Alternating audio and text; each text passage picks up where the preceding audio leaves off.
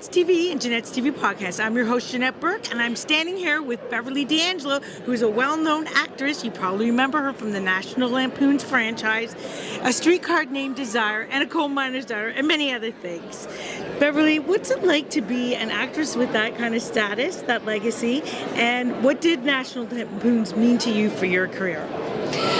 I almost didn't do National Lampoon because I had just married an Italian Duke. I was living in Italy, and I read the script, and I thought, wait a minute, you're never supposed to work with animals or kids. Chevy's an animal. No, but we kill a dog in that, and there are lots of kids. I was 29 playing the mother. The role was for the mother of teenagers, but my husband said, but Beverly, he was Italian, he said, look at this, Cousin Eddie, he's hilarious, we do it. So thank goodness I did it, because it's put me in touch with so many wonderful people. But yeah.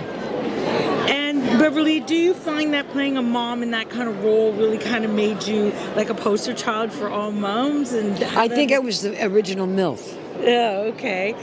And, you know, a lot of people don't realize that you had a career as a singer, and it started in Canada, and welcome back. I didn't just start singing in Canada. I immigrated to Canada.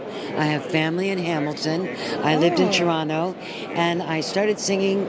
I was a studio vocalist. That's how I got my immigrant status, and through a man named Paul Hopper, who had a studio, and I sang with Ronnie Hawkins, and then I joined the Charlottetown Festival repertory company, and one of the shows I was doing, Burke 1582, was taken to Broadway, and it went to Broadway, and when it closed, I got invited to become an actress in the movies.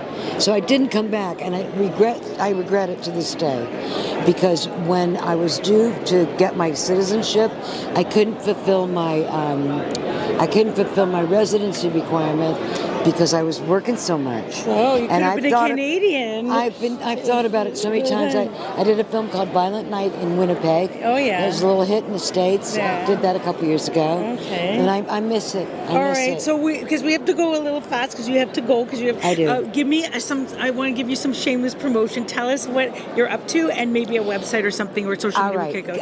My Instagram is officialbeverlydangelo.com. I do personalized videos on Cameo, and I'm in a film I think it's out. I'm not sure if it's out in Canada yet. I know it's out in the States right now with Diane Keaton, Kathy Bates, and Alfre Woodard, called Summer Camp. I wrote the scenes I'm in. Oh, wow, and that's amazing. One of them, I wrote one, and didn't write my role, but one of the scenes.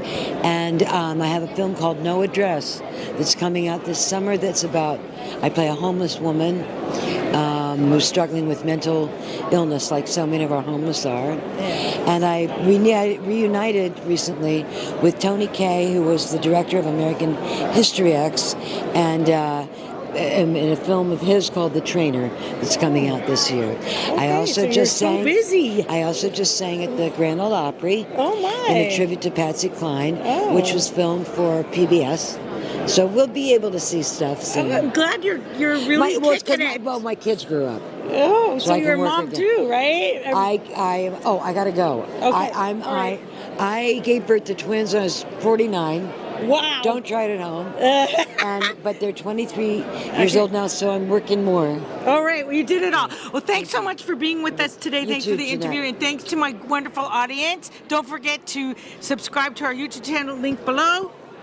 And we'll see you next time on Janette TV and Janette TV Podcast. Thank you. Bye.